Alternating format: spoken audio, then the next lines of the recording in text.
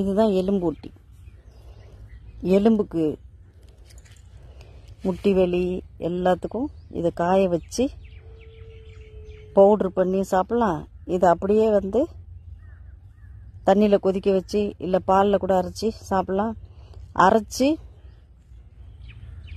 அப்படியே முட்டியில் தடவி விட்டோம்னா அப்படியே முட்டி வலி இடுப்பு வலியெல்லாம் சரியாயிடும். இதுதான் எலும்பூட்டி.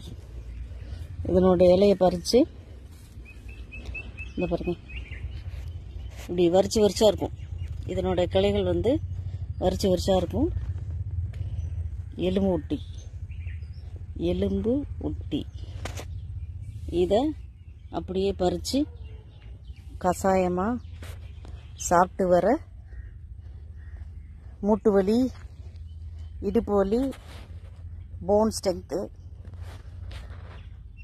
இதை அப்படியே பறித்து சாப்பிட்டோம்னா அப்படியே பறித்து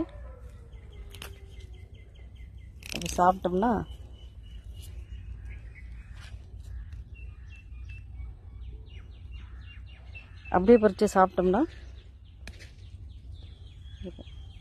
அப்படியே பறித்து